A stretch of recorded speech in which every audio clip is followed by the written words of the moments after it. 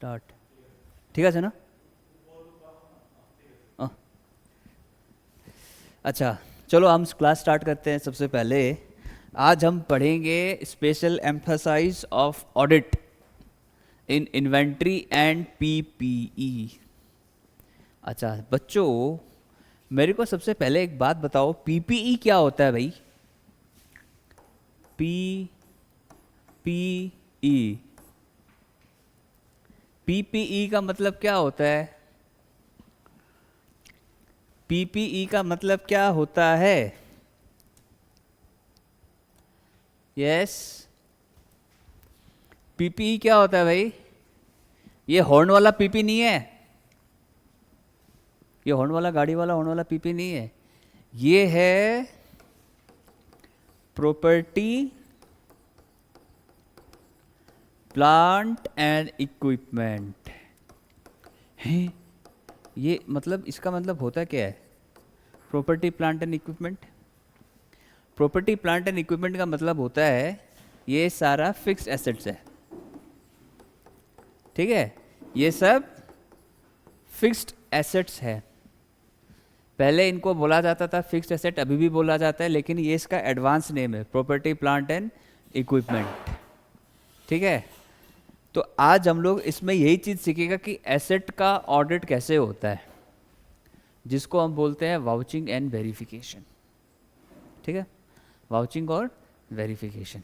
अब मान लो आपके पास एक बिल्डिंग है, तुमको उस बिल्डिंग का ऑडिट करना है, तो उस बिल्डिंग का ऑडिट अगर करोगे तो क्या करोगे? सबसे पहले बताओ। सबसे पहले तो ये देखो कि ये है क्या, बिल्डिंग क्या एसेट है? कौन सा एसेट है? फिक्स एसेट है। पहले उस नेचर ऑफ एसेट को डिसाइड करो क्या है। उसके बाद क्या देखोगे बिल्डिंग में? बिल्डिंग में कितना अपार्टमेंट है, कितना अपार्टमेंट है, कितना फ्लोर्स है, कितना क्या है। ठीक है, ये सब देखोगे आप, कितना आदमी रह रहा है, ये सब चीज़ देखेगा। फिर अगर वो लैंड से अलग है, लैंड कभी बिल्डिंग लैंड से अलग हो सकता है क्या? अगर मतलब तुमने एक अक्वायर किया है या बनाया हुआ लिया हुआ है, तुम लोग ये देखेगा। या तो तुम खरीदा हुआ है या तो तुम खुद बनाया है, ये तुम देखेगा। और सबसे इंपॉर्टेंट थिंग, उसका वैल्यूएशन, उस एसेट का वैल्यू कितना है। ठीक है, तो ये जैसे चीज़ होता है, ये चीज़ हम लोग इसमें सीखेगा। देखो ये जो चैप्टर है ये कंप्लीटली कॉमन सेंस वाला चैप्टर है, ये कंप्लीटली कॉमन सेंस वाला चैप्टर है। इस चैप्टर में तुमको अपना दिमाग लगाना है। अभी जैसे कि फॉर एग्जांपल हम समझाता है, जैसे कि तुमको कैश का वाउचिंग करना है, कैश को ऑडिट करना है, कैश वाउचिंग वेरिफिकेशन करना है, तो कैसे करेगा? कैश पहले देखेगा डिपॉजिट्स कितना हुआ है। हाँ, नॉर्मल सा बात है। पहले देखो डिपॉजिट्स कितना हुआ है, फिर देखेगा विड्रॉल्स कितना हुआ है। ये दो चीज़ देखना है। उसके बाद क्या देखेगा? अगर तुम्हारे पास में कैश का कोई ट्रांजेक्शन नहीं, तुम क्या देखेगा? तुम्हारे पास एक डिपॉजिट स्लिप होता है, बैंक में डिपॉजिट किया हुआ, तुम उसको वाउच करेगा। नॉर्मल सा बात है। तुम कैश ट्रांजेक्शन देखो कितना, इंटरनल कंट्रोल मतलब अगर तुम बैंक का कैश ट्रांजेक्शन एंट्री चेक कर रहा है तो कैसे चेक करेगा? सबसे पहले तो कैशियर के पास जाएगा, कैशियर से रजिस्टर ब्लू आएगा, रजिस्टर दिखाओ, आपका कैश लेजर दिखाओ, आपका एंडिंग बैलेंस कितना था, ओपनिंग बैलेंस कितना था, कितना ट्रांजेक्शन्स रिकॉर्ड हुआ है, जैसे कि विड्रॉल्स का कितना ट्रांजेक्शन्स वो हुआ है, कितना डिपॉजिट्स का ट्रांजेक्शन्स हुआ है, कितना कैश डिपॉजिट पेंडिंग पड़ा है जो होने वाला है, कितना पेमेंट गया क्या, ये सब सारा चीज़ आप लोग देखेगा ना। हाँ, उसके बाद ऑथोरिटी, जैसे कि कोई कैश बड़ा अमाउंट ऑफ कैश डिपॉजिट कर रहा है तो उसका पैन कार्ड है, ये चीज़ देखेगा आप लोग। क्या उसने पैन कार्ड दिया? 50,000 से ज़्यादा पेमेंट करने के लिए हम लोग को पैन कार्ड दिखाना पड़ता है, तो ये पैन कार्ड है कि नहीं, तुम ये देखेगा कि नहीं। फिर उसके बाद में ये देखेगा कि कौन सा ऑफिसर है जो डिपॉजिट स्लिप पे साइन कर रहा है या पे स्लिप पे साइन कर रहा है, उसके साथ उसका वो चेक करेगा। ये सब सारा चीज़ जो है, ये सब कॉमन कंट्रोल्स है। इस चैप्टर में तुमको सिर्फ कॉमन कंट्रोल्स देखना है। ठीक है, तो वही चीज़ हम लोग इस पे पढ़ने वाला है। और लगा लो ये एग्जाम्स में इस चैप्टर का कंटेंट है 4 to 5 मार्क्स का। कोई भी तुमको एक एसेट पूछ सकता है। ठीक है, कोई भी तुमको एक एसेट पूछ सकता है, राइट। अब हम लोग इसमें सारा एसेट्स के बारे में पढ़ेगा, लाइबिलिटी का, एसेट्स का। ठीक है, आ जाओ। सबसे पहले कौन सा ट्रांजेक्शन है? Vouching and verification. अब वाउचिंग का मतलब क्या है? क्या होता है वाउचिंग का मतलब? वाउचिंग का मतलब होता है कोई भी ट्रांजेक्शन्स का रिलायबिलिटी देखो, उसका एक्यूरेसी लेवल देखो, उसका कंसिस्टेंसी लेवल देखो, उसका एरिथमेटिकल लेवल देखो। मतलब क्या कि कोई भी ऐसा ट्रांजैक्शन, अकाउंट्स में ट्रांजैक्शन का डेफिनेशन क्या था कि अकाउंट्स में ट्रांजैक्शन का ये डेफिनेशन होता था कोई भी ऐसा इंफॉर्मेशन जो कि करेक्टली क्लासीफाई हुआ है, समराइज हुआ है, कंक्लूड हुआ है और रिपोर्ट हुआ है। होता है कि नहीं? मान लो एक एसेट परचेज किया है, तो ये परचेज ऑफ एसेट क्या है? परचेज ऑफ एसेट ट्रांजैक्शन है। तो तुम उसमें क्या देखते हो कि ये परचेज ऑफ एसेट का जनरल एंट्री सही तरीके से हुआ है या नहीं, इसमें डेट तुम लिखा है या नहीं, तुम purchase amount debit to cash, कोई एसेट क्रेडिट और डेबिट हुआ है कि नहीं, तुम अमाउंट लिखा है कि नहीं, सब कुछ तुम देखते हो ना। ये शॉर्ट क्रॉस वेरिफिकेशन का, वाउचिंग का भी ऐसा ही। वाउचिंग का मतलब क्या होता है कि कोई भी ऐसा चीज़, कोई भी ऐसा ट्रांजैक्शन जो कि करेक्ट है, ठीक है, वो रिलायबल है, वो एक्यूरेट है, और वो क्या है, उसका एरिथमेटिकल एरर उस पर नहीं। एरिथमेटिकल एरर मतलब क्या हो सकता है कि अमाउंट तुमने गलती नहीं लिखा, डेट नहीं लिखा, ये सब क्या है, एरिथमेटिकल एरर। तो उसको हम लोग क्या बोलता है, वाउचिंग बोलता है। क्या बोलता है? वाउचिंग बोलता है। तो क्या बोला देखो इसमें, पहला पॉइंट क्या है, all the transactions have been recorded. All the transactions have been recorded. Transactions की एंट्री होगी तो ही तो वाउचिंग होगा। हाँ, ट्रांजेक्शन्स की एंट्री नहीं होगी, वाउचिंग होगा? नहीं होगा। दूसरा पॉइंट क्या बोला है, recorded in the books of account. Entry कहाँ होता है? नोटबुक में? तो मेरे घर की कॉपी पे नहीं, किस पे होता है? बुक पे होता है। अकाउंट्स कंप्यूटर पे होता है। तो पहला चीज़ क्या है, बुक्स ऑफ अकाउंट मेंटेन्ड है। पहला हम क्या बोला कि ट्रांजैक्शंस को रिकॉर्ड होना चाहिए, बुक्स ऑफ अकाउंट्स मेंटेन होना चाहिए। तीसरा चीज़ क्या बोला है, फ्रॉडलेंट ट्रांजैक्शंस नहीं होना चाहिए, झूठा मूठा ट्रांजैक्शंस मत करो, ठीक है, मैनिपुलेशन वाला काम मत करो। तुम 200 एंट्री लिख दिया, पूरा पूरा 200 एंट्री से बुक्स भर दिया, रियलिटी में कुछ भी नहीं हुआ, वैसा धोखाधड़ी वाला काम मत करो, ठीक है। उसके बाद में क्या बोला है, transactions has been recorded in current accounting year. Transactions जो होता है कौन सा पीरियड का होता है, या तो फाइनेंशियल ईयर का ही होगा या अकाउंटिंग ईयर का होगा। ये नॉर्मल सा बेसिक्स बात है जो हम लोग को पता है। करंट पीरियड का ये अकाउंटिंग होता है। तुम 10 साल पहले का अकाउंटिंग आज करेगा करंट ईयर पे? नहीं करेगा, ठीक है। और क्या बोला है, all the transactions are authorised. Authorised का मतलब, जैसे कि बैंक का मैंने एग्जांपल दिया था आपको, कैश वाउचर्स है, क्या प्रॉपरली साइन किया है या नहीं प्रॉपर ऑफिसर, वो देखना होता है, ठीक है। और दूसरा चीज़ क्या है, transaction related to the organisation. हाँ, तो जब बिजनेस का ही ट्रांजेक्शन है तो बिजनेस का ही करेगा, बिजनेस का ही तो बिजनेस का ही करेगा ना, पड़ोसी का थोड़ी ना करेगा, जिसका है उसी का करना है। और क्या बोला है, accounting entries has been made against the transactions. Transaction से ही तो एंट्री बनता है, ट्रांजेक्शन से ही तो एंट्री बनता है। क्वेश्चन बन सकता है कि what are the points related to verification, sorry vouching. तो ये चीज़ तुमको याद रखना है। बुक्स ऑफ अकाउंट मेंटेन करो, करंट पीरियड पे अकाउंटिंग करो, एंट्रीज करो, बिजनेस हाउसेस का तुम लोग को ट्रांजेक्शन्स करना है, फ्रॉडलेंट ट्रांजेक्शन्स नहीं करना है। ये बेसिक चीज़ है जो तुम लोग को याद रखना है वेरिफिकेशन पे, ठीक है। अच्छा, अब वेरिफिकेशन का मतलब क्या होता है, अगर वाउचिंग का मतलब होता है कि तुमको ये देखना है कि ट्रांजेक्शन सही है या नहीं, तो वेरिफिकेशन क्या होगा, वाउचिंग पहले होता है या वेरिफिकेशन पहले होता है? वाउचिंग पहले होता है, हमेशा याद रखो। तुमको एक पर्टिकुलर ट्रांजेक्शन दे दिया, ठीक है, तुमको एक पर्टिकुलर ट्रांजेक्शन दे दिया, तो तुमको ये देखना है कि इसका पहले नेचर देखो क्या है। सबसे पहले ऑडिट स्टार्ट होने के लिए क्या करना पड़ता है, सबसे पहले वो देखो कि उसका नेचर क्या है, ठीक है, उसका नेचर क्या है। नेचर समझने के बाद तो हम वेरिफिकेशन पे जाएगा, या पहले तुम वेरीफाई करेगा, ले बुक लेके आओ देखो, वेरीफाई करो, उसके बाद वाउचिंग करेगा हम, ऐसा नहीं होगा। पहले उसको वेरीफाई करेगा, वाउचिंग करेगा, उसके बाद ही तुमको वेरिफिकेशन पे जाना है। जब तुम फिट बैठ गया भाई, हाँ हमको समझ में आ रहा है इसका नेचर ऑफ वर्क क्या है, उसके बाद ही हम वेरिफिकेशन स्टार्ट करेगा। तुम जगह जाएगा, बिल्डिंग कहाँ पे है, चलो दिखाओ, उसका वैल्यूएशन दिखाओ, समझ में आया, ठीक है। क्या बोला वेरिफिकेशन में, it is a process of substantiation of assets and liabilities recorded in the books of account by physical inspection and examination of legal and official documents and forming an expert opinion for the existence, ownership, position, classification and valuation of assets and liability. मतलब क्या है कि अब मान लो तुम हमको बोल दिया, तुम मेरा ऑडिट कर रहे, हम बोला भाई मैंने तो वहाँ पे अबू धाबी पे प्लॉट खरीदा है, हम एक प्लॉट खरीदा है, तो अच्छा प्लॉट खरीदा है, चलो अबू धाबी, तुम वहाँ पे जाएगा, तुम वो प्लॉट देख के आएगा, तुम फिजिकली वो देख के आया, तुम उसका पेपर्स चेक करेगा, अच्छा है सही सही है तो ठीक है, तुम वेरिफिकेशन कर दिया।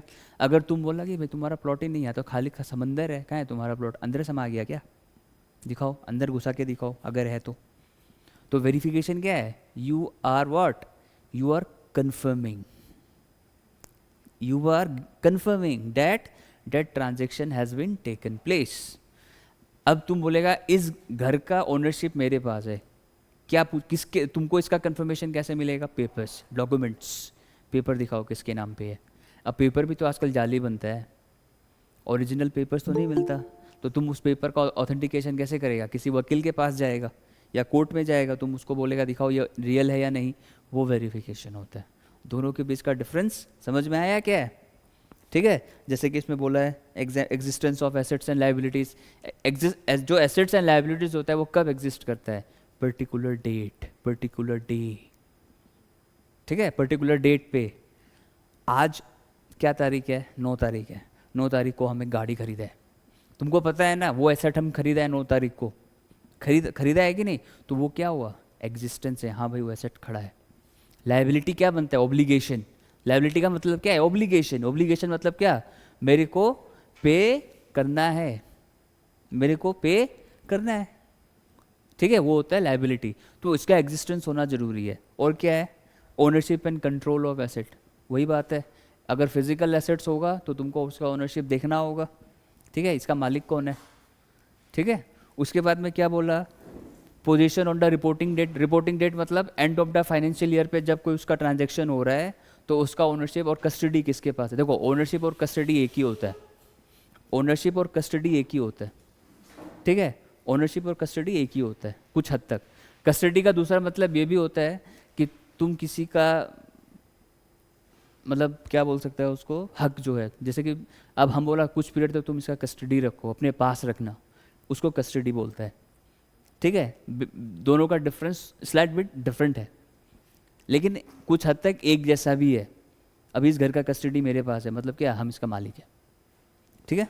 और क्या बोला, ये एग्जामिनेशन और पोजीशन ऑफ एसेट्स, ठीक है।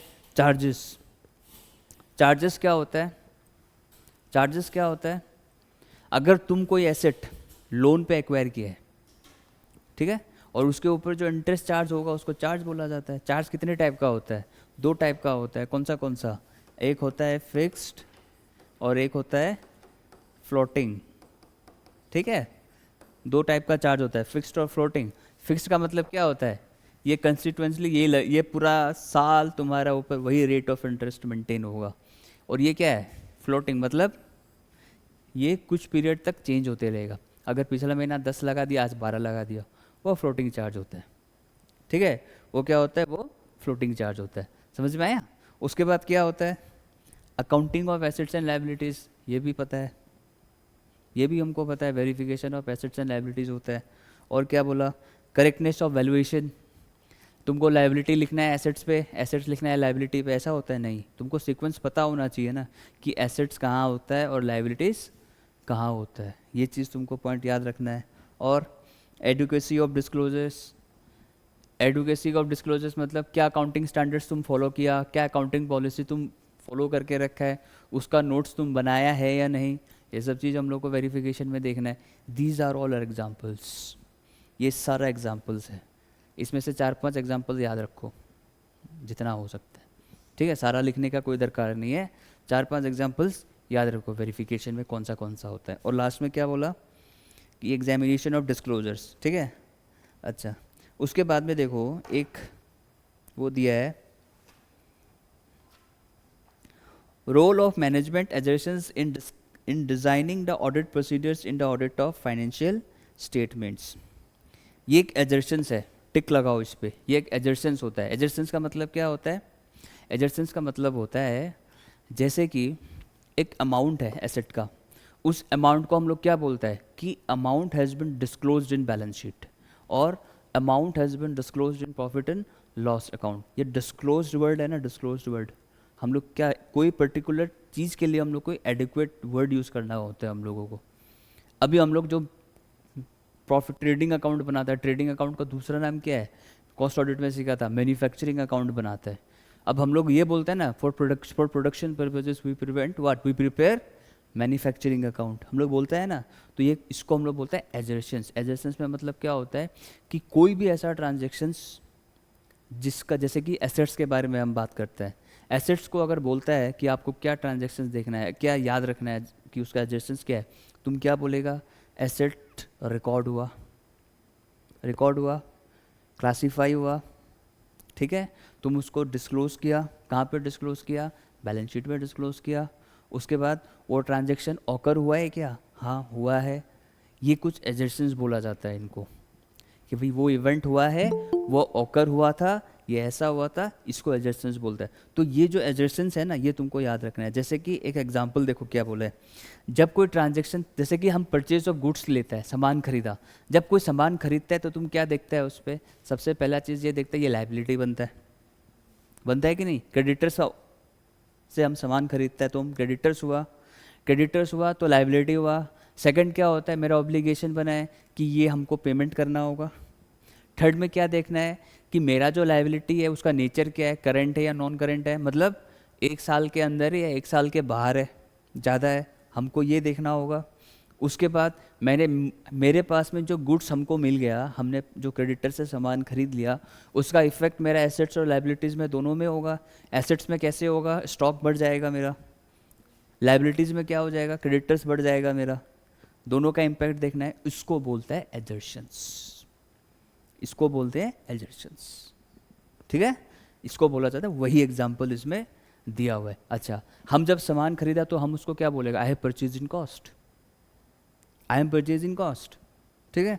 तो इसमें एडजस्टेंस क्या होगा, कॉस्ट में खरीदा है। अच्छा, स्टॉक का वैल्यूएशन हम लोग क्या है, लोअर ऑफ कॉस्ट और NRV, नेट रियलाइजेबल वैल्यू, मतलब सेल प्राइस जो होता है, हम उसको जब अल्टीमेट प्राइस में बेचेगा, मतलब हम कॉस्ट से ज़्यादा में बेचेगा ना, जिसको हम लोग बेचता है उसको क्या बोलते हैं, सेल प्राइस ही बोलते हैं ना हम लोग। तो उसको हम लोग अकाउंट्स के टर्म पे नेट रियलाइजेबल वैल्यू बोलते हैं। क्या बोलता है, नेट रियलाइजेबल वैल्यू, मतलब क्या, what I am going to expect in future, उस प्रोडक्ट का दाम कितना होगा। अभी हम तुमसे जो खरीदा है, हम उससे उस दाम से ज़्यादा में बेचेगा ना, मेरा इंटेंशन क्या है, हमको प्रॉफिट कमाना है उससे, वही होता है एक्सपेक्टेड सेलिंग प्राइस, ठीक है। ये एक एडजस्टेंस है, तुम उसका वैल्यूएशन कैसे किया, यही वो एग्जांपल्स दे के रखा है। अब मशीन है, मशीन्स में क्या है, अब तुम मशीन खरीद के रखा है, मशीन तुम्हारे पास होना चाहिए, मतलब क्या, एग्जिस्टेंस होना चाहिए। एग्जिस्टेंस होगा तो हम उसका अकाउंटिंग कर पाएगा ना। अब तुम बोल दिया मेरे पास में मशीन है, दिखाओ भाई मशीन, मशीन है ही नहीं, तुम कैसे अकाउंटिंग करेगा उसका। अगर एग्जिस्टेंस होगा तुम उसका डेप्रिसिएशन करेगा, डेप्रिसिएशन निकालेगा, डेप्रिसिएशन निकालने के बाद और क्या करेगा, उसका वैल्यूएशन करेगा, वैल्यूएशन निकालने के बाद में डिस्क्लोज करेगा, डिस्क्लोज करने के बाद में और क्या करेगा, डिस्क्लोज करने के बाद क्या करेगा, काम खत्म, वो ट्रांजैक्शन कंप्लीट हो गया। ये सारा एडजस्टेंस है जो तुमको याद रखना है। इतना क्रिटिकली, इतना टेक्निकल इतना मत बनो, सीधा सा बात है। कोई एग्जांपल, जैसे मशीन खरीदा है तो एसेट का एग्जिस्टेंस होना चाहिए, एसेट का क्लासिफिकेशन देखो क्या है, एसेट का वैल्यूएशन देखो क्या है, एसेट का डेट देखो, किस दिन तुम इसका ओनरशिप लिया है, किस दिन तुम इसको खरीदा है, फिर उसके बाद में तुम उसका ट्रांजैक्शन हिस्ट्री देखो, जैसे कि वो कंप्लीट है या नहीं। अब तुम ऐसे बोलते एसेट परचेज्ड, ना तुम उसमें अमाउंट लिखा है, ना तुम उसमें एसेट का नाम लिखा है, ये तो इनकम्प्लीट हो गया ना। तो कंप्लीटनेस होना ज़रूरी है, क्या वो एक्यूरेट है या नहीं वो देखना है, डेप्रिसिएशन रेट देखना है तुमको, वो सब चीज़ इसमें देखना है तुमको, कोई भी रेवेन्यू आइटम्स में। ये दो सारा चीज़ है। समझ में आया क्या क्या होता है, समझ में आया। आ जाओ पेज नंबर 554 में आ जाओ। देखो सबसे पहला क्या है, सेल्स। सबसे पहला क्या है, सेल्स। सेल्स का ऑडिट करने के लिए हम लोग को क्या क्या बात ध्यान में रखना है बताओ। सेल्स का ऑडिट जब हम लोग करेगा तो हम लोग क्या क्या बात हम लोग ध्यान पे रखेगा बताओ।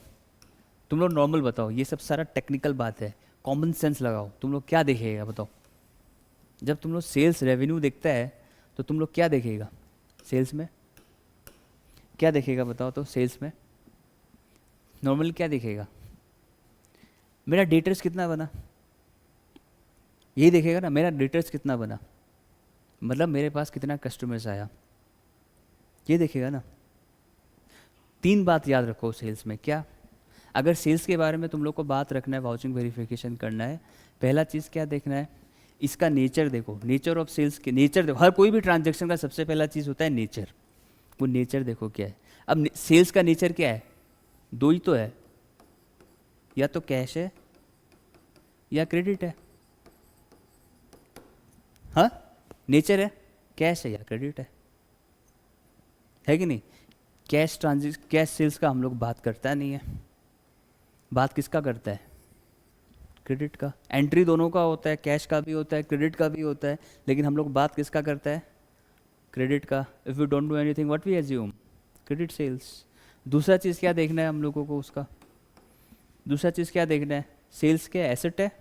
एसेट ही है, रेवेन्यू मिला है हमको, क्या देखेगा तुम उसका? कंप्लीटनेस। उसका कंप्लीटनेस देखो। कंप्लीटनेस मतलब क्या?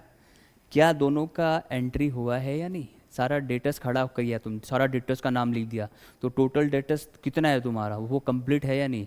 तुम सारा डेटस का एंट्री किया है या नहीं? तुमको ये देखना है। और तीसरा चीज़ क्या देखना है? एक्यूरेसी। एक्यूरेसी भी देखना है। क्या तुम्हारा सेल अमाउंट तुम्हारा बुक्स ऑफ अकाउंट से मेंटेन सही है या नहीं? तुम्हारा जीएसटी पोर्टल से मैच करता है या नहीं? ये भी सारा तुमको देखना पड़ेगा। एक्यूरेट होना होगा। एक्यूरेट होना होगा कि नहीं बताओ? और क्या चीज़ होना चाहिए बताओ? एक्यूरेसी के साथ साथ और क्या होना चाहिए? एक्यूरेसी के साथ साथ और क्या होना चाहिए? नॉर्मल सा बात बताओ ना, क्या होना चाहिए? है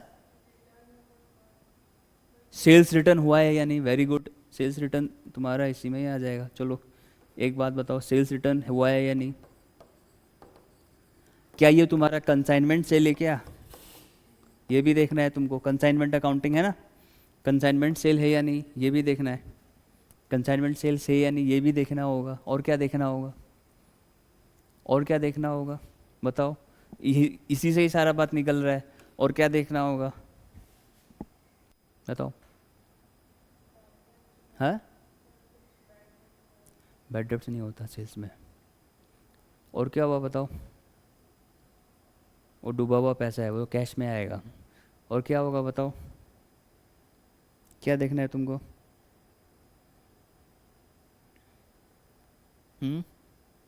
क्या देखना है? देखो इसमें, देखो क्या बोला है। Apart from evaluating the adequacy of internal control with respect to sales, what we need to do? Number 1 occurrence technique. Cut ये लिखो, क्या बोलता है इसका? क्रक्स लिखो, इसका टेक्निक लिखो, कैसे याद रखना है तुमको। सबसे पहले ओ लिखो। ओ ओ ओ से लिखो ऑकरेंस। ओ से लिखो ऑकरेंस। ओ सेल्स किस दिन ऑकर हुआ है, ये देख याद रखना तुमको। किस दिन वो सेल्स हुआ है मतलब ऑकरेंस। ठीक है, देखो इसमें क्या बोला है। The auditor should ensure that all the items are genuine and no sale transactions have been recorded twice. Double entry नहीं होना चाहिए। क्या? अगर ऑकरेंस हुआ है तुम उसका डबल एंट्री मत करो। डबल एंट्री नहीं करना है, जिसको कॉन्ट्रा एंट्री बोलते हैं ना हम लोग, वो नहीं करना है। अगर तुम 20 तारीख का सेल को 25 तारीख में दिखा रहे हैं वो गलती हुआ। अगर तुम 20 तारीख का सेल्स में सेम अमाउंट का सेल 2-3 बार लिखा है वो कॉन्ट्रा एंट्री होता है, वो गलत है, वो नहीं करना है। दूसरा चीज़ क्या बोला है? Test the few invoices with the accounting entries. अब तुम जब सेल करेगा तुम तो सेल्स बिल्स बनाएगा ना, सेल्स बिल बनाएगा, तो जब तुम सेल्स का ऑडिट करेगा तुम बिल मंगवाएगा, सारा लेके आओ जितना बिल्स है, तुम सारा बिल्स का चेकिंग करेगा। तुम जितना बिल्स तुम्हारा बना है डेफिनेटली सा बात है उतना तुम्हारा डेटर्स बना है। ठीक है, उतना तुम्हारा डेटर्स बना है उतना तुम्हारा कस्टमर्स बना है। ये दो बात याद रखना है तुमको। क्या क्या रखना है? पहला बात क्या है कि ऑकरेंस का होना जरूरी है, और दूसरा चीज़ क्या है? अकाउंटिंग कर रहा है तो डबल एंट्री नहीं होना चाहिए। इनवॉइस से मैच करो, जनरल कंट्रोल चाहिए। इनवॉइस ही मैच करेगा ना सेल्स, तो हम लोग इनवॉइस ही बुलाएगा। और क्या बोला है देखो, कंफर्मेशन लो कस्टमर से, हाँ भी हमसे सामान खरीदा है।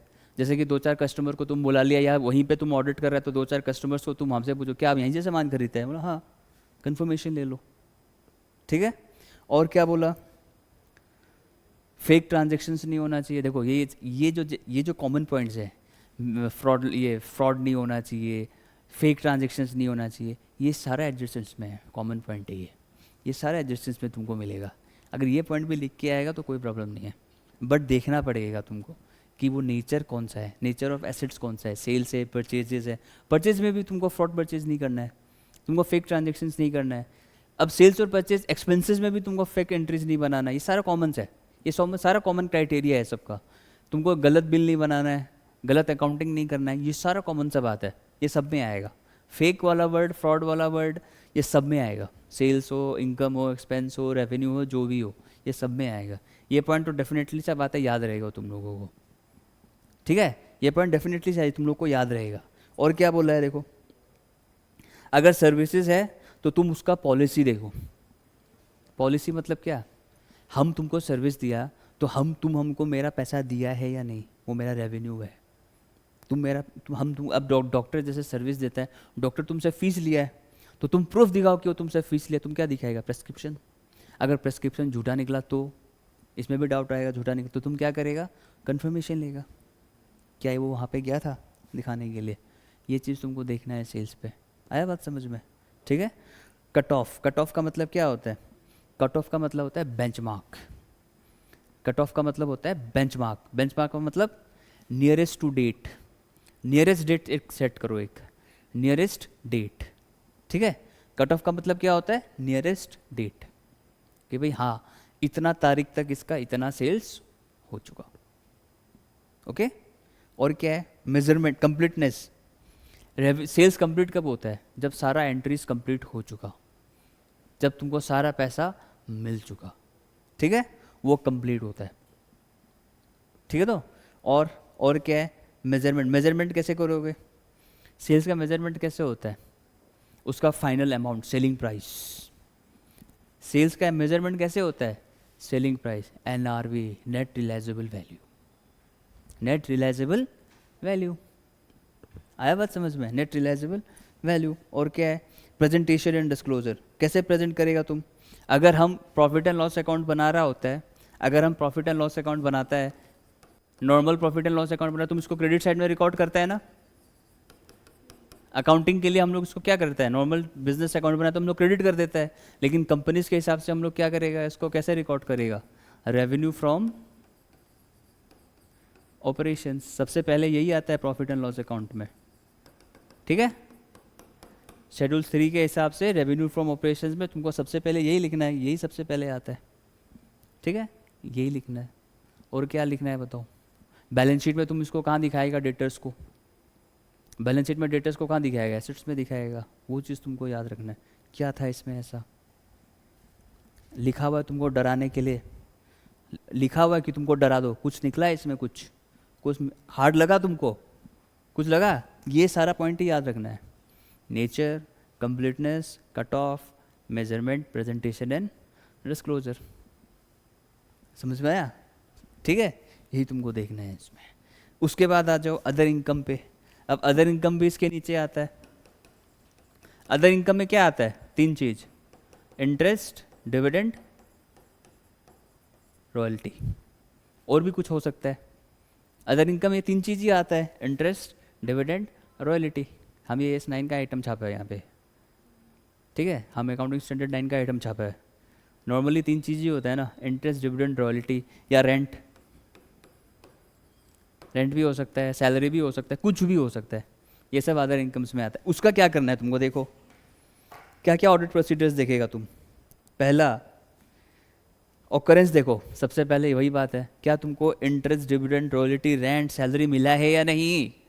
ऑकरेंस, ये ट्रांजैक्शन हुआ है या नहीं, ऑकरेंस में यही चीज़ देखना है। अब इंटरेस्ट हमको मिला तो तुम क्या देखेगा, इंटरेस्ट अगर तुमको मिला है, क्या चीज़ का इंटरेस्ट मिला भाई, क्या तुमको फिक्स डिपॉजिट का इंटरेस्ट मिला, क्या तुमको रेकरिंग डिपॉजिट का इंटरेस्ट मिला, क्या तुमको बैंक से सेविंग्स पे इंटरेस्ट मिला, ये 3 चीज़ का इंटरेस्ट होता है। क्या तुमको टर्म डिपॉजिट का इंटरेस्ट मिला, ये चीज़ तुमको देखना है, ऑकर हुआ है या नहीं। अब वो ऑकर हो कब होगा, उस डेट पे होगा, वो तुमको जिस दिन मिला या जिस दिन कंपनी तुमको पे किया है वो डेट देखो तुम। ऑकरेंस क्या होता है, उस डेट पे देखो कि तुमको सारा चीज़ मिला है या नहीं, ठीक है, ये सारा चीज़ तुमको मिला है या नहीं, ऑकरेंस। समझ में आया। उसके बाद में देखो, अगर कोई TDS वगैरह कटा है, इसमें तो TDS कटता है, ऐसा ट्रांजेक्शन में तो TDS, इनकम टैक्स भी घुसा दो इसमें। अब इनकम टैक्स में क्या देखना है, सेल्स पे क्या उस पर GST चार्ज हुआ है क्या, क्या उसमें TDS कटा है क्या, वो चाहे तुमको देखना है ओकरेंस में, TDS काट के पेमेंट है हमारे पास में। अगर 50,000 से ज़्यादा इंटरेस्ट होते तो हमको 10,000 है ना, 10,000, 10,000 से ज़्यादा अमाउंट है तो TDS नहीं कटता, है तो कटेगा, उससे ज़्यादा होगा तो TDS कट के आएगा पेमेंट तुम्हारा।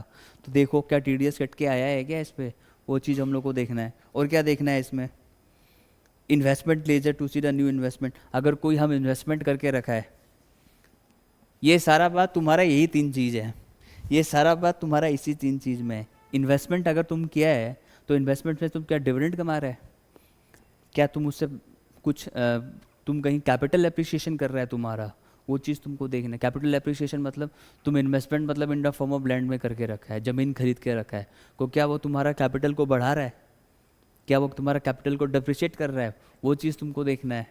वो किस पे आएगा, सब अदर इनकम्स पे आएगा।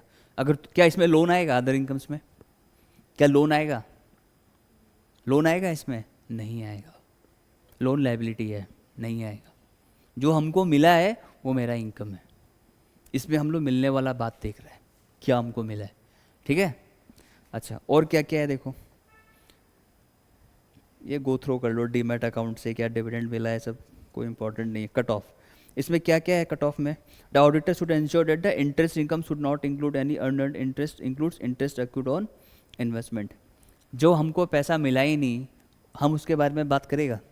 आज हम इन्वेस्टमेंट करके रखा है, उसका इंटरेस्ट हमको नेक्स्ट ईयर मिलेगा, हम 25 का डेट का बात करेगा, नहीं करेगा। जो हमको प्रेजेंटली मिलने वाला है, I will talk about that only, which I have accrued. Accrued का मतलब क्या है, ड्यू है पर मिला नहीं है, मिलने वाला है, वो अक्रूड है।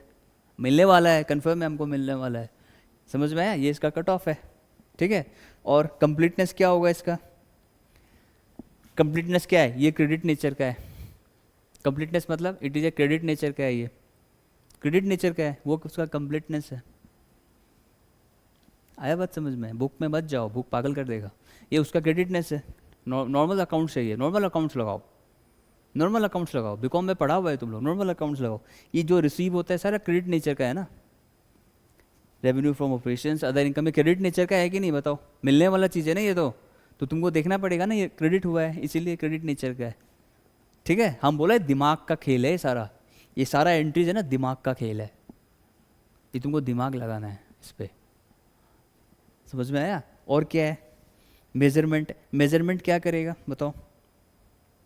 अगर इंटरेस्ट मिलता है तो ऑडिटर क्या चेक करेगा, लास्ट डेट तक तुमको कितना इंटरेस्ट मिला है, मतलब फाइनेंशियल ईयर तक तुमको टोटल इंटरेस्ट कितना मिला, किस रेट पे मिला, क्या वो एंट्री उसका हुआ है या नहीं, वो तुमको चेक करना है, ठीक है। और फॉर एग्जांपल डिविडेंड मिला है, तो डिविडेंड मिला है तो क्या डिविडेंड तुमको सही अमाउंट का डिविडेंड मिला है या नहीं, वो तुमको देखना है। उसका अकाउंटिंग कैसा हुआ है डिविडेंड का, डिविडेंड बुक कब होता है, AS 9 के हिसाब से डिविडेंड जब हमको पेमेंट हुआ तब हम उसका एंट्री करते हैं। कंपनी कब डिक्लेयर, कंपनी उसका अकाउंटिंग कब करता है, कंपनी कब करता है उसका अकाउंटिंग, जब कंपनी, हम तो जब हमको मिलेगा तो बुक करेगा, कंपनी कब करेगा, जिस दिन डिक्लेरेशन हुआ, जिस दिन डिक्लेयर करता है कंपनी उसी दिन बुक करता है, ठीक है। टाइम बेसिस फैक्टर है इसमें, टाइम, ये सब जितना भी चीज़ है ना सब टाइम बेसिस है, ये टाइम फैक्टर याद रखो, टाइम फैक्टर है। Other income deals with time factor, ये टाइम फैक्टर देखना है, कौन सा टाइम पे क्या ट्रांजेक्शन हुआ है, ठीक है। टाइम फैक्टर को देखो, सही बोला कि नहीं, हम सही बोला। और क्या देखना है, अगर इससे पहले हमको मिला, मान लो इस साल, पिछला साल का था, हमको इससे पहले का कोई इंटरेस्ट था जो मिला नहीं था, हमको करंट ईयर पे मिला है, तो क्या हम उसका अकाउंटिंग करेगा या नहीं करेगा, I will do the accounting interest, I will do, it is an arrear, वो एरियर है, हमको मिल गया, अभी पहला एरियर था, अभी हमको मिल चुका, I will include in my financial statements, वो हम इंक्लूड करेगा ही, हमको मिला है, उसका इफेक्ट तो होगा ही मेरा अकाउंटिंग हिस्ट्री पे, अकाउंटिंग डिटेल्स पे उसका, तो वो तो हम इंक्लूड करेगा ही, सीधा सा बात है। मेरा 10 साल का पैसा आज हमको मिला है तो हम उसका अकाउंटिंग करेगा कि नहीं, 10 साल से हम उसको बैड डेब्ट सिखा रहे हैं, तो आज का एंट्री में हम क्या करेगा, बैड डेब्ट्स रिकवर्ड करेगा ही, सीधा, समझ में आया। और क्या है बताओ, प्रेजेंटेशन एंड डिस्क्लोजर में क्या होगा, अदर डिविडेंड किस नेचर का है, कोई भी अदर इनकम कि मैं क्या देखता है, interest, dividend, royalty, rent, tax, कुछ भी हो, ये सारा क्लासिफिकेशन है, ठीक है, ये सारा क्लासिफिकेशन है। अब आ जाओ परचेजेस पे, परचेजेस में कॉमन पॉइंट क्या हो सकता है, it will talk about creditors, it will talk about creditors. अब क्रेडिटर्स है, सिक्योर्ड है या अनसिक्योर्ड है, नेचर देखो उसका सबसे पहले, नेचर देखो उसका सबसे पहले। नंबर 2, जब तुम गुड्स खरीदा है तो वो ट्रांजेक्शन ऑकर हुआ है, ऑकरेंस भी देखना होगा हम लोगों को। नंबर 3, अगर हम परचेज किया है तो क्या वो कैश परचेज है या क्रेडिट परचेज है, ये हमको देखना है। ठीक है, नींद आएगा नींद आएगा, ये हमको देखना है। ठीक है, और चौथा चीज़ क्या देखना है हम लोगों को, डेट, किस दिन तुम ये सामान खरीदा है। ठीक है, किस दिन ये तुम सामान खरीदा है वो तुमको देखना है। आया बात समझ में? ये सारा कॉमन बात है जो हम लोग सेल्स पे देखा था। लेकिन एक चीज़ है, क्या सेल्स ये क्या परचेज एसेट है? परचेज एसेट है क्या? हाँ, I sold and purchase a good, asset and liability दोनों है परचेज। बोलने का मतलब तो ये हुआ I sold and purchase a goods. अगर तुमसे पूछे कि परचेज क्या है, what you will say, I sold and purchase a good, ये दोनों है, एसेट एंड लाइबिलिटी दोनों है। परचेज क्या है, लाइबिलिटी बनता है, क्रेडिटर्स है ये, क्रेडिटर्स। तो तुम दो नेचर भी देखेगा ना उसका, कैश है या क्रेडिट है। अगर कंप्लीट परचेज है तो क्या उसका कंप्लीटनेस क्या है। एक्यूरेसी लेवल्स देखो, एक्यूरेसी लेवल मतलब क्या तुम 60% गुड्स खरीदा है, क्या तुम 40% गुड्स खरीदा है, तुम 100% गुड्स खरीदेगा ना। अगर हम बोलेगा है परचेज है पेन, तुम पेन का सिर्फ कप लेके आए, पेन को फेंक के आए, वो क्या कंप्लीट परचेज होगा? नहीं, तुम पूरा सामान खरीदेगा ना, उसको पूरा कंप्लीट परचेजेस करेगा ना। और कंप्लीट परचेज करने के लिए दो चीज़ तुमको देखना ही देखना है, क्रेडिट या क्रेडिट।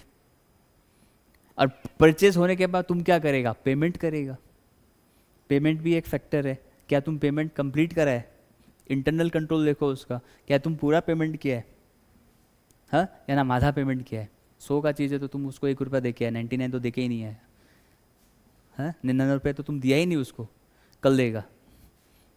1 रुपया रखो एडवांस के फॉर्म पे, ऐसा है, वो डेट तुमको देखना है उस चीज़ पे। ठीक है, अच्छा इसका प्रेजेंटेशन क्या होगा, इसका प्रेजेंटेशन क्या होगा। परचेज का मतलब क्या होता है, गुड्स कंज्यूम्ड, गुड्स कंज्यूम्ड। अब गुड्स कंज्यूम कैसे होगा, ये सारा अगर इनकम है तो गुड्स कंज्यूम क्या होगा, कहाँ चला जाएगा, ये एक्सपेंस के नीचे आएगा ना, एक्सपेंस के नीचे आएगा ना। ये इसका प्रेजेंटेशन है, ये इसका प्रेजेंटेशन है।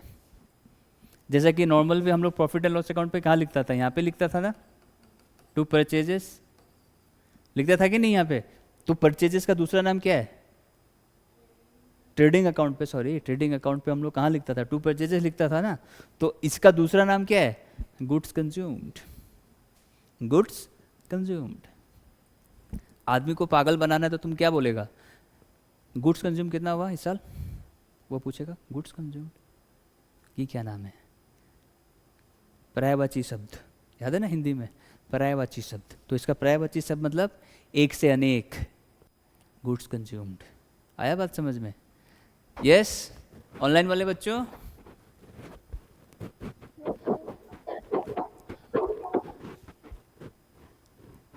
ये आवाज था या कुछ और, लिविट और देख, हाँ हाँ जी,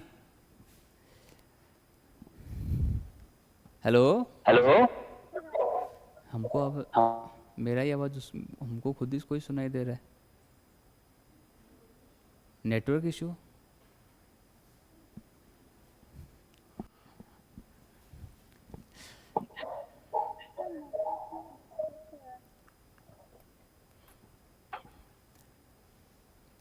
कोई नहीं बोलेगा,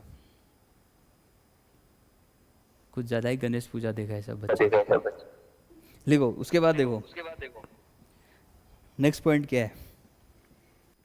अगर तुमको इसका प्रेजेंटेशन करना है तो तुम किस फॉर्म पे करेगा परचेज का, जैसे कि रॉ मटेरियल परचेज किया, कितना वर्क इन प्रोग्रेस है और कितना फिनिश गुड्स है। ठीक है, ये बात याद रखना है तुमको, कितना तुम खरीदा, कितना का काम चल रहा है और कितना तुम बनाया। देखो परचेज में वेस्टेज भी होता है, वेस्टेज भी होता है। अब वेस्टेज कितने टाइप का है, 2 टाइप का, कौन सा, normal wastage and abnormal wastage.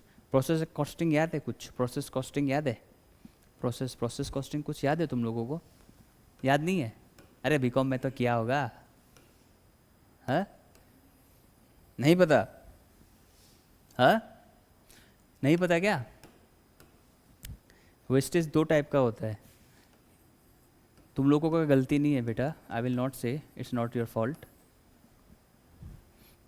BCom में सिर्फ एग्ज़ाम से 2 घंटा पहले बच्चा पढ़ के जाता है, इट्स नॉट योर फॉल्ट। ठीक है, देखो वेस्टेज कितना टाइप का होता है। एक होता है नॉर्मल वेस्टेज, ठीक है, एक होता है नॉर्मल वेस्टेज और दूसरा होता है एबनॉर्मल वेस्टेज। हमको एक बात बताओ, हमको एक बात बताओ, अकाउंट्स में हम लोग किसका ट्रीटमेंट करते हैं? इसका करता है, इसका करता है, किसका करता है? अकाउंट्स में हम लोग एबनॉर्मल वेस्टेज करता है। अकाउंट्स में हम लोग एबनॉर्मल वेस्टेज करता है। अकाउंट्स में हम लोग एबनॉर्मल वेस्टेज लेता ही नहीं है, इसका कोई भी खर्चा हम लोग यूज़ नहीं करता। इंड एस 2 में ये क्या है? एक्सक्लूडेड है। ये सब कहाँ चला जाता है? इसमें जब एबनॉर्मल वेस्टेज होता है, ये हम लोग इसको कैपिटलाइज करता है क्या? नहीं करता। कहाँ चला जाता है? प्रॉफिट एंड लॉस अकाउंट में तो चला जाता है, इसका सारा खर्चा प्रॉफिट एंड लॉस अकाउंट में तो चला जाता है। Reference to Ind AS 2 inventory valuation accounting standard 2, साफ साफ बोला है ना। अगर कोई भी ऐसा खर्चा होता है वेस्टेज से रिलेटेड, वेस्टेज से रिलेटेड, वेस्टेज, अब वेस्टेज तो दो टाइप का है ना, नॉर्मल वेस्टेज और एबनॉर्मल वेस्टेज, दोनों है। होता है कि नहीं एबनॉर्मल वेस्टेज, तो उसका खर्चा हम लोग कभी नहीं लेता है। It is not in part of what? Cost of goods. ये कॉस्ट ऑफ गुड्स का पार्ट नहीं होगा, कभी नहीं होगा, ये सब खर्चा होगा, ये खर्चा है। अभी हम 100 यूनिट्स बनाया, ठीक है, हम 100 यूनिट्स बनाया, इसमें से मेरा 10 यूनिट वेस्ट हो गया, तो हम कॉस्ट ऑफ गुड्स कितना निकालेगा? 90 यूनिट्स का निकालेगा ना। तो ये 10 यूनिट क्या हो गया? इसमें आया क्या? नहीं आया। सीधा सा बात है, I will treat in what? Profit and loss. एक नॉर्मल वेस्टेज हो, नॉर्मल का मतलब क्या होता है? जो होना ही है। और एबनॉर्मल मतलब क्या होता है? नॉर्मल से ऊपर एबनॉर्मल, ये एक्सेप्शनल है। बारिश आ गया, अब मान लो तुम्हारे ट्रक में सामान आ रहा है, बारिश आ गया, उसका क्वालिटी ख़राब हो गया। Non durable goods best example है। नॉन ड्यूरेबल गुड्स होता है ना, ये इसका बेस्ट एग्जांपल है। अब मान लो तुम एक केमिकल प्लांट है तुम्हारा, केमिकल प्लांट में तुम गैस लेके आ रहे हैं अपना कंटेनर में, लीक हो गया मान लो उस पर। अब वो लीक जानबूझ के तो कोई किया नहीं होगा, हाँ, अब वो ट्रक ड्राइवर तो जानबूझ के लीक करेगा नहीं ना, हाँ, वो लीक एबनॉर्मली होता है, वो एबनॉर्मल वेस्टेज है। लीकेज होना एबनॉर्मल वेस्टेज का एग्जाम्पल है, ठीक है, ये सारा एबनॉर्मल वेस्टेज का एग्जाम्पल है। तो वेस्ट का मतलब क्या होता है? वेस्ट का मतलब होता है बर्बाद। तो तुम जब परचेज कर किया होगा रॉ मटेरियल, तुमको देखना होगा डिग्री ऑफ वेस्टेज कितना है। अगर हम लोग परचेजेस में अगर वेस्टेज का बात करते हैं ना, तो हम लोग देखते हैं क्या? परसेंटेज पे उसको मेज़र करता है, परसेंटेज पे। 10%, 20, केजी पे मत बोलना। अगर हम 100 किलो खरीदा तो मेरा 20 किलो ख़राब हो गया, परसेंटेज में बोलो 20%, 30% ख़राब हो गया। किलो मत बोलना, सेंटीमीटर मिलीमीटर मत बोलना, आदमी लोग पागल बोलेगा। ये परसेंटेज में होता है हमेशा, समझ में आया? परसेंटेज में। पहले हम भी बोलता था भाई 20 किलो ख़त्म हो गया, अबे पागल कहीं का, परसेंटेज बोलो। तब हमको समझ में आया अच्छा ये चीज़ है। तो तुमको भी बता रहे परसेंटेज में बोलना जो भी बोलना है। Wastage is always measured in percentage, ठीक है। अच्छा, और क्या देखना है तुमको? बस यही सारा बात इसमें लिखा है, यही कॉमन सा वर्ड है। आज इससे सवाल पूछे आज हम, I need to ask an question, जो बहुत खलबली वाला क्वेश्चन होने वाला है। किससे पूछे बताओ? किससे सवाल पूछे बताओ? यस, हेलो, शुभश्री नायक, यस सर। आपसे एक सवाल पूछना था। जी सर। परचेजेस कितने टाइप्स का होता है?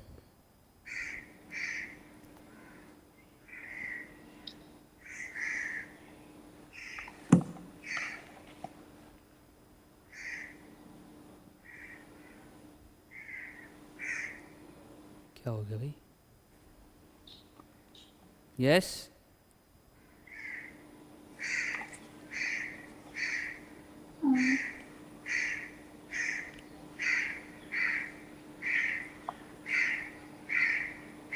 क्या है भाई ये?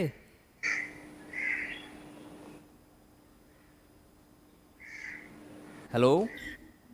Sir cash and credit purchase. हाँ, good. Cash purchase and credit purchase. Credit उसको परचेज। थोड़ा हाई लेवल पे बोलो बेटा।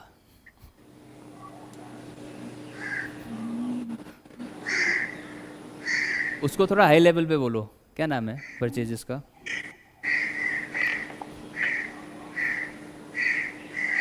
यस। किस पे क्या है बताओ? ये कैट का क्वेश्चन है, बताओ। कैट कैट कैट में पूछता है ऐसा क्वेश्चन, बताओ। परचेजेस का हाईएस्ट नेम क्या है? कैश परचेज और क्रेडिट परचेज तो हमको पता है, ये नॉर्मल से है। उससे हाई लेवल का कितना टाइप्स ऑफ परचेजेस होता है? कैश परचेज, क्रेडिट परचेज और एक और परचेज है, कौन सा है बताओ? एक और है, एक और है, बताओ तो कौन सा होता है?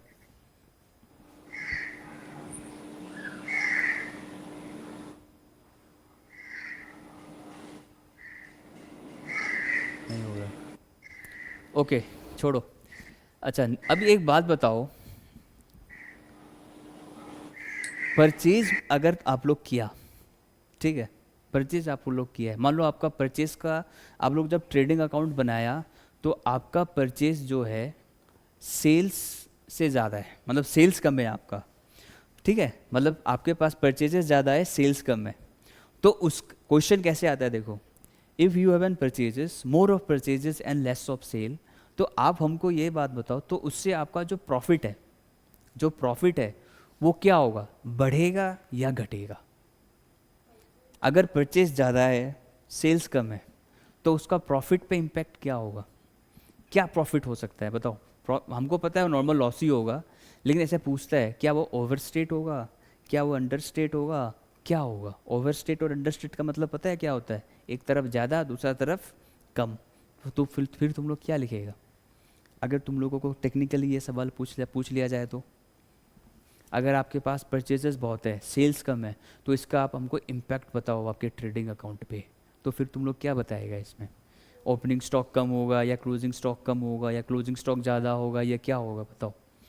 आता है ऐसा क्वेश्चन एग्जाम्स में? ऑडिट पे तो आता है, ऑडिट में तो ये क्वेश्चन तो आता ही आता है।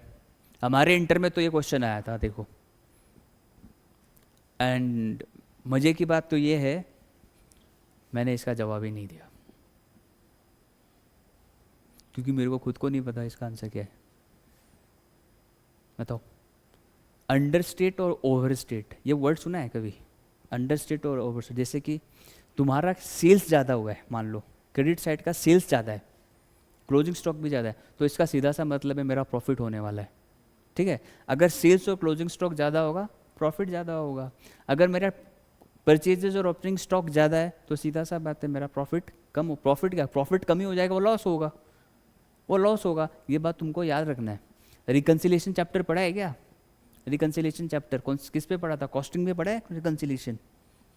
रिकन्सिलेशन वो बैंक रिकन्सिलेशन नहीं, रिकन्सिलेशन एक चैप्टर है, इंटीग्रेटेड एंड नॉन इंटीग्रेटेड, पढ़ा है क्या कॉस्टिंग में? आप लोग के सिलेबस पे नहीं है क्या? यस, इस पे कोई सीए का बच्चा, सीएस कंपनी सेक्रेटरी का कोई बच्चा है क्या जिसने इंटीग्रेटेड और नॉन इंटीग्रेटेड पढ़ा हुआ हो? किसी ने पढ़ा है क्या? रिकन्सिलेशन करता है हम लोग, जैसे प्रोसेस कॉस्टिंग में रिकन्सिलेशन करता है ना, प्रोसेस कॉस्टिंग में हम लोग रिकन्सिलेशन करता है ना। अगर कोई गुड्स इंट्रोड्यूस्ड हुआ है तो opening WIP plus introduce goods less closing stock, reconciliation बोलते हैं ना हम लोग उसको। रिकन्सिलेशन का मतलब क्या है? हम लोग डिफरेंस निकालता है कि मेरा इन हैंड मेरा कितना यूनिट्स है, तो ये सब चीज़ जो है रिकन्सिलेशन का पार्ट है। मतलब अगर सेल्स ज़्यादा होता है तो प्रॉफिट क्या हो जाएगा, ओवर हो जाएगा। अगर परचेजेस ज़्यादा है तो प्रॉफिट क्या हो जाएगा, अंडर हो जाएगा। रट्टा मत लगाओ, लॉजिकली दिमाग सोचो। अगर तुम्हारा परचेजेस ज़्यादा होगा, सीधा सा बात है ना, मेरा लॉस ही होगा, लॉस ही होगा, मेरा ऑब्लिगेशन बढ़ेगा। अगर इंग्लिश का लेक्चर में बोले तो ऑब्लिगेशन विल इंक्रीज, मेरा ऑब्लिगेशन बढ़ेगा, मतलब क्या, मेरा क्रेडिटर्स बढ़ेगा। हम फिर बोल रहे हैं बेसिक लेवल थोड़ा ठीक रखो। अगर बेसिक लेवल ठीक नहीं रखेगा ना, ये चैप्टर तोता उड़ाएगा। देखो सीधा सा बंदा बोल रहा है, तोता उड़ाएगा। इसमें जो बात लिखा है वो लिखा है, लेकिन अगर मान लो ये चैप्टर तुम स्किप कर गया और इससे एक सवाल आ गया, फिर तुम क्या करेगा? फिर तो तुम खिड़की के साइड बैठ के फिर नज़ारा तो नहीं देख सकता, कुछ तो लिखना पड़ेगा ना। You have to write something. तो you should have the basic understanding, इसीलिए हम बार बार समझा रहे हैं, बेसिक अंडरस्टैंडिंग रखना है। भले ही 5 नंबर का क्वेश्चन है, लेकिन वो 5 नंबर बहुत इंपॉर्टेंट है। समझ में आया? वो बहुत इंपॉर्टेंट है। अच्छा, दूसरा चीज़ देखो, employee benefit expenses. Employee benefit expenses, अब देखो एम्प्लॉय का खर्चा, एम्प्लॉय का खर्चा क्या होगा? लाइबिलिटी। पहला चीज़ देखो, लाइबिलिटी एम्प्लॉय को देना है। अगर तुमको एम्प्लॉय का एक्सपेंस देखना है, एम्प्लॉय का क्या एक्सपेंस होता है? Salary, wages, provident fund, gratuity, हाँ, और लीव एनकेशमेंट सैलरी जो है। और क्या हो सकता है? और क्या हो सकता है? कोई तुम्हारा इंश्योरेंस है, वो एक खर्चा है। और क्या हो सकता है?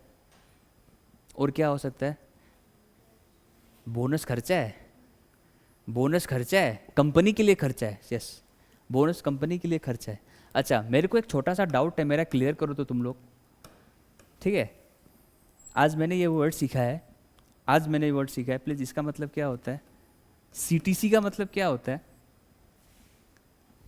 सीटीसी का मतलब क्या होता है? हमको आज तक नहीं पता सीटीसी का मतलब क्या है। हमको जस्ट आने से पहले पता चला इसका मतलब क्या है। I was shocked. जिसका जॉब लगा है वो पूछता है सीटीसी पता भी है मेरे को कितनी है? तो हम बोले सीटीसी मतलब, हमको पता है सीटीसी चाय का भी नाम है। हम लोग चाय बनाते हैं ना भाई, हम लोग व्यापारी आदमी है। आई नो सीटीसी में व्हाट, चाय का काम है।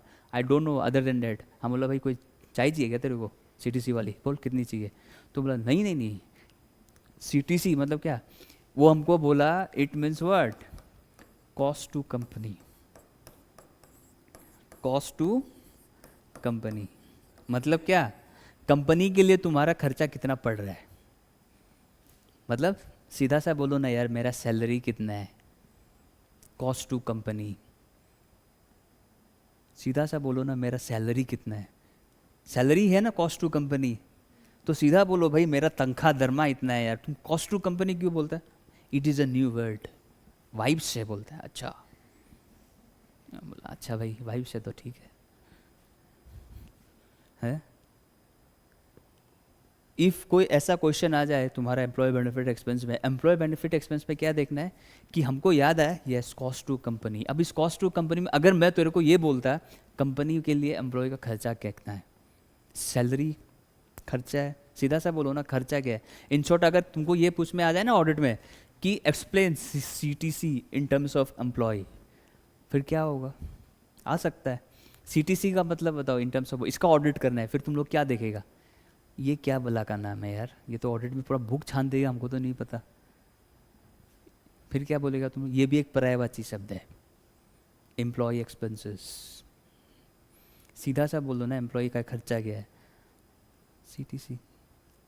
कंफ्यूज नहीं होना, वो एक ही बात है। कॉस्ट टू कंपनी मतलब कंपनी के लिए वो एम्प्लॉय कितने पे पड़ रहा है, वो बोला जाता है कॉस्ट टू कंपनी। अब कॉस्ट टू कंपनी के लिए कंपनी का कौन सा होता है पता है?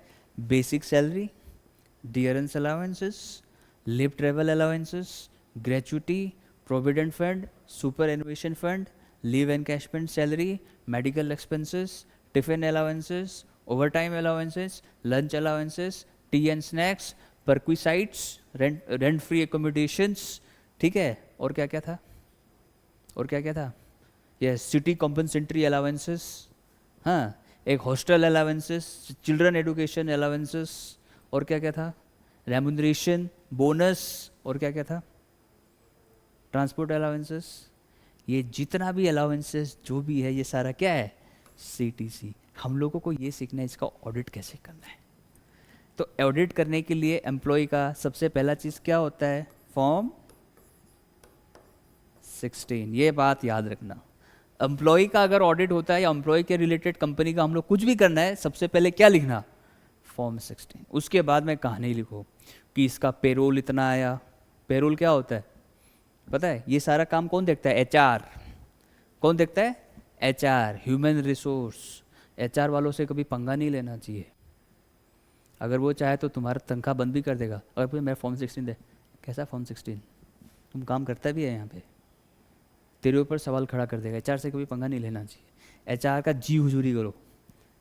अरे बहुत बढ़िया आदमी है आप तो, जी हुजूरी करना सीखो, समझ में आया? क्योंकि सारा काम एचआर ही तो है भाई, सारा कमाई उसका हाथ में है, वही बनाता है। तो तुमको ये देखना है फॉर्म 16 में सारा डिटेल्स है या नहीं। दूसरा, नेचर ऑफ एक्सपेंसेस कैसा है। नेचर ऑफ एक्सपेंसेस मतलब क्या, कि तुम्हारा एक्सपेंसेस दो टाइप का है। कौन सा? हाँ, कैश एक्सपेंस और क्रेडिट एक्सपेंस नहीं होता। एक होता है रीइंबर्समेंट। रीइंबर्समेंट मतलब पता है क्या होता है? जो ज़्यादा चालू होता है ना वो फंसता है। पता है कैसे? अब देखो, अब मान लो तुम्हारा कंपनी वाला तुमको कहीं कंपनी का काम से लंदन भेज दिया, तो जब तुमको लंदन भेजेगा, वहाँ का जो हॉस्पिटैलिटी, हॉस्पिटैलिटी मतलब समझते हैं क्या होता है? क्या होता है? सेवा पानी। हॉस्पिटैलिटी मतलब सेवा पानी। तो तुम्हारा सेवा पानी कौन करेगा? कंपनी करेगा ना। तो तुम्हारा आने जाने का जो खर्चा कौन देगा? कंपनी देगा। अब तुम वहाँ पे जाके अगर तुम पार्टी कर रहा है, कुछ और कर रहा है, वो तुम्हारा खर्चा है। तो तुम कितना चालू बनेगा क्या? नो सर, वो कंपनी का क्या था ना, वहाँ पे पार्टी रखा था, तो ये उसका बिल है। तो उसका तुम भुगतान किससे करेगा? तुम किससे निकलवाएगा? कंपनी से निकलवाएगा ना। वो उसको बोलते हैं रीइंबर्समेंट। मतलब तुम्हारा जो खर्चा तुमको देने वाला था वापस तुमको कंपनी तुमको खुद दे दिया, वो होता है रीइंबर्समेंट। रीइंबर्समेंट देखना है तुमको। रीइंबर्समेंट कैसा होता है? एक्चुअल खर्चा जो तुम इंकर किया या जो मिलने वाला था, which ever is less. Salary chapter है ये, पूरा चैप्टर पूरा सैलरी चैप्टर का ज्ञान दे रहा है। पूरा सैलरी चैप्टर है इनकम टैक्स वाला। दुनिया का सबसे बोरिंग चैप्टर सैलरी चैप्टर। दुनिया का सबसे बोरिंग चैप्टर अगर कोई बोले इनकम टैक्स में, तो वो सैलरी चैप्टर। वो सैलरी चैप्टर का सारा ज्ञान है इसमें, सिर्फ उसी का ज्ञान है। क्या क्या पॉइंट है देखो क्या है, ठीक है? ये सब सारे रिटायरमेंट के बाद में जो तुमको बेनिफिट्स मिलने वाला है, पेंशन, वो भी खर्चा है, ये सारा चीज़ है। तो इसका मतलब सीधा सा है, एक बार रीडिंग करो इसको, इसमें ज़्यादा कुछ नहीं देखना है। यही देखना है कि expenses can be of many types. Pre maturity, pre mature employment, और प्री मैच्योर नहीं, पोस्ट एम्प्लॉयमेंट भी है, रिटायरमेंट भी है। रिटायरमेंट के बाद में अभी सरकार का कोई सरकारी आदमी रिटायर हो गया, तो महीने में 1 तारीख को उसका पेंशन आएगा, बैठ के खाएगा, अखबार पढ़ेगा, आराम से बैठ के चाय का चुस्की मारेगा। हाँ, गवर्नमेंट जॉब्स का क्या है? यही तो मौज है। पेंशन आएगा, काम करो या ना करो, 60 साल है, 20 साल आराम से मस्ती करेगा, पेंशन खाएगा बढ़िया से बैठ के, ये सिक्योरिटी है। ठीक है, वो चीज़ तुमको देखना है इस पर। ठीक है, इसका कट ऑफ क्या होगा? कट ऑफ क्या होगा? The auditor should ensure that employee benefit expenses relating to current year has been recognised. Current year क्या? Current year. अब जैसे कि हाउस रेंट अलाउंसेस है, अब जैसे कि हाउस रेंट अलाउंसेस है, तुम क्या देखेगा हाउस रेंट अलाउंसेस? मालूम है हाउस रेंट अलाउंसेस में कितना घपलाबाजी होता है? अपना बेटा को बना देता है टेनेंट, हो गया लैंडलॉर्ड। ऐसा हो सकता है कि बेटे के घर पे बाप रहेगा भाड़े पे, हैं? ऐसा हो सकता है? वाउचर बना देगा, receive an rent from mister this Sharma, है? रियलिटी में कोई आके पूछेगा बेटा बाप से, बेटा बताओ घर दिया हुआ है बाप को भी किराए पे? पता है ये फेक है, गलत है। तुम वो जो हाउस रेंट अलाउंसेस दिखाने के लिए तुम वाउचर दे देगा, वो पैसा तुमको मिलेगा, वो ऐठने का बुद्धि होता है, ठगी। ठगी है एम्प्लॉय का सुन। एम्प्लॉय मतलब जहाँ फोकट का कुछ होगा सब कुछ, बिकॉज बेचारे का सैलरी कम है यार, कहीं से तो निकालना पड़ेगा। ये है कॉर्पोरेट वर्ल्ड का लाइफ, ये कॉर्पोरेट वर्ल्ड का लाइफ है। अभी मान लो ऑफिस में हमको नोट्स बना, भाई एग्ज़ाम है फाइनल का, अब इतना सारा प्रिंट करना है, तो तुम क्या करेगा? जिस दिन तुम्हारा बॉस नहीं होगा उस दिन बस स्टार्ट प्रिंट करना, निकाले जाएगा प्रिंट पे प्रिंट, प्रिंट पे प्रिंट, प्रिंट पे प्रिंट। यस, वो है, होता है नॉर्मली, वो कंपनीज में होता है। किसी का तुम लगा कि ऑफिस में बहुत सारा चीज़ है, पहले पॉकेट में डाल लो, ये सब सारा चीज़ क्या है? ऐसा all thing this are part of life, समझ में आया? और देखो क्या है, मेजरमेंट कैसे होगा? The auditor must see that the total amount of remuneration is correctly determined, he must conduct test and sample check to take the same. और प्रेजेंटेशन डिस्क्लोजर क्या है? वही employee benefits will be shown in the form of salary, wages, gratuity, provident fund, ये सारा classification, सारा चीज़ यही है। आया बात समझ में? हाँ, ओके। नेक्स्ट पार्ट क्या है? डेप्रिसिएशन। उफ, डेप्रिसिएशन में अभी क्या समझाना है बताओ? क्लास 11 से पढ़ते आ रहा है डेप्रिसिएशन, 12th में पढ़ते आ रहा है डेप्रिसिएशन, बीकॉम का 3 साल, हाई सेकेंडरी का 2 साल, 5 साल, हाँ, इधर में फिर प्रोफेशनल का भी डेप्रिसिएशन पढ़ते आ रहा है, पूरा ज़िंदगी डेप्रिसिएशन डेप्रिसिएशन कर करके आ रहा है। तो डेप्रिसिएशन का मतलब क्या होता है? What is depreciation? अरे भाई सुबह ये पक्का सो गया, ऑनलाइन वाला सारा बच्चा सो गया आज। यस, कोई है ऑनलाइन? जी सर। ओ अच्छा, मनीष जी आप? हाँ सर बोलिए।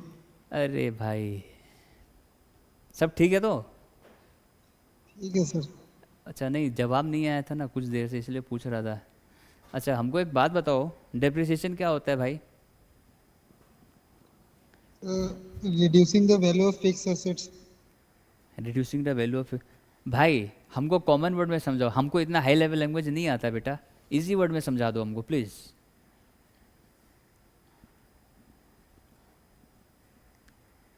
बताओ, कोई पूछे डेप्रिसिएशन क्या होता है, reducing the value of asset, अब उसको ना पता है रिड्यूसिंग का मतलब, ना पता उसको वैल्यू, ना पता उसको एसेट, सीधा सा मतलब बताओ ना क्या होता है डेप्रिसिएशन?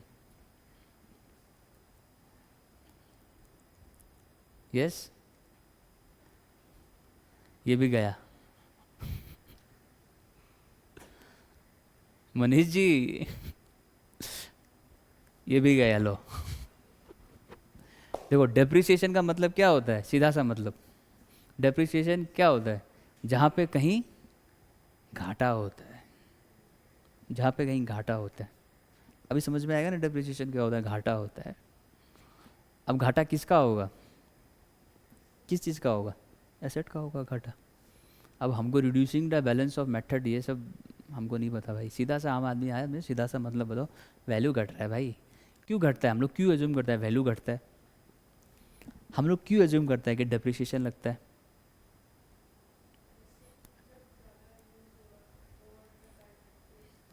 एसेट जब ज़्यादा यूज़ होगा ओवर द टाइम, हाँ वो तो है, वैल्यू कम होएगा। इंसान का वैल्यू कम हो जाता है, वो तो चलो मशीन है। यू नो ह्यूमंस के ऊपर भी डेप्रिसिएशन लगता है। कब लगता है? आई will continue tomorrow, I will say you this about this. Yes, human beings are also non-current assets. Human beings are non-current assets. इसका डिस्क्लोजर प्रेजेंटेशन कहाँ देगा? है human beings are non current assets, what you will give the disclosure? Audit होगा तो क्या disclosure देगा? Dash dash dash. So I will continue tomorrow the next topic. बाकी जितना आएगा प्रेजेंटेशन, फाइनेंस कॉस्ट, ये सब कॉमन सेंस है, सब ये सब चैप्टर्स में यही चलेगा अभी, ठीक है? Okay, I am living up the class now.